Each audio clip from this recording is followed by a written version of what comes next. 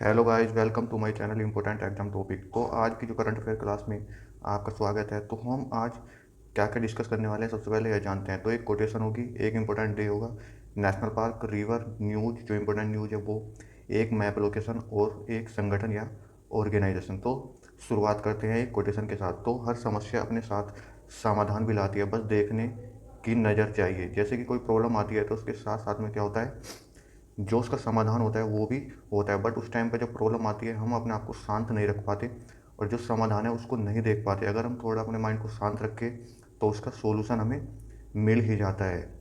आप जानते हैं जो सबसे पहले जो न्यूज़ है वो कौन।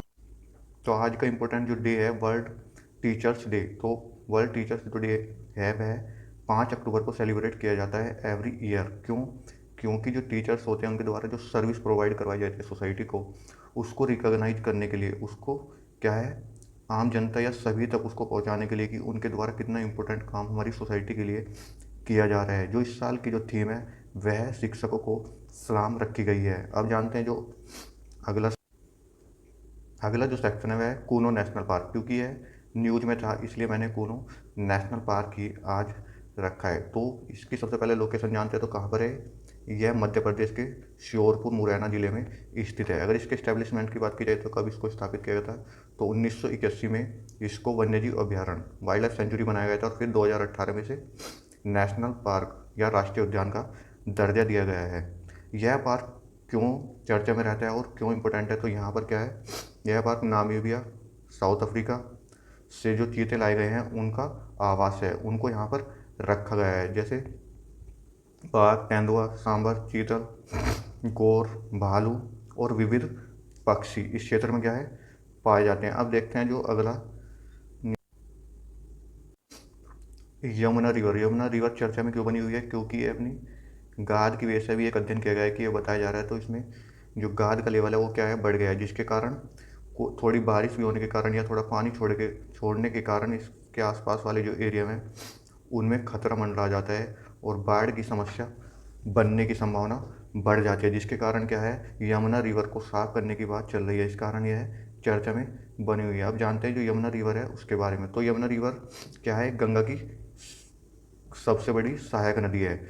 अगर इसकी ओरिजिन की बात की जाए तो यह लगभग उत्तरकाशी से जो यमुनोत्री वाली लोकेशन है वहाँ से निकलती है और फिर आगे बढ़ते हुए यह हरियाणा, हिमाचल प्रदेश, हरियाणा, उत्तर प्रदेश से होती हुई प्रयागराज में जाकर क्या है, गंगा में मिल जाती है। अगर इसकी सहायक नदी की बात की जाए तो इसमें चंबल, सेंगर, छोटी सिंधु, बेतवा और केन इसकी क्या है, सहायक नदी है। इसके किनारे पर बसे शहर की अगर बात की जाए तो दिल्ली सबसे फेमस, फिर आगरा, इटावा, कल्पी, हमीरपुर और प्रयागराज जो है इसके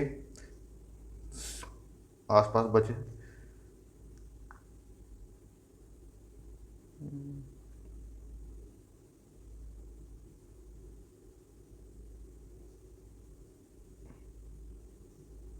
के तट पर बसे शहर हैं। अब जानते हैं अगली जो न्यूज है, पाक सीमा पर अभी सेना के द्वारा क्या है, AK-3630 जो क्या है एक तरीके का लड़ाकू विमान है, उसको क्या है तैनात करने की बात की जा रही है। कितने?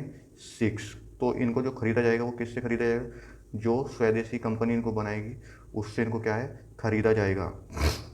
और अगर इसकी खासियत की बात की जाए तो यह 1 मिनट में लगभग 3000 राउंड प्रति मिनट क्या है, जो फायरिंग है वह कर सकता है।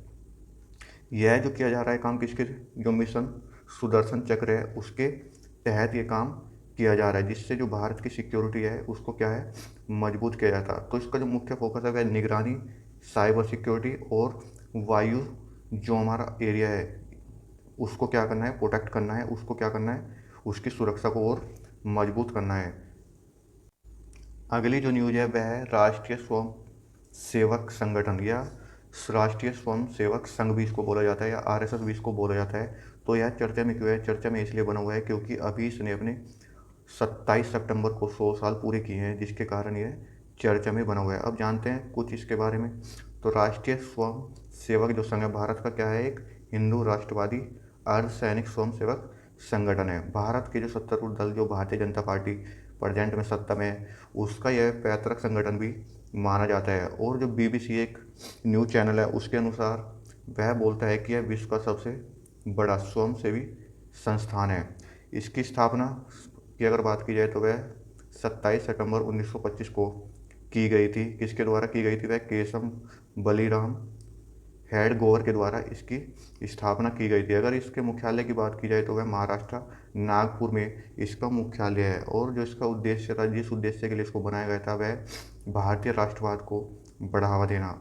और प्रेजेंट में जो इसके चेयरमैन या इसके जो अध्यक्ष हैं तो वह कौन है? वह मोहन भागवत जी है।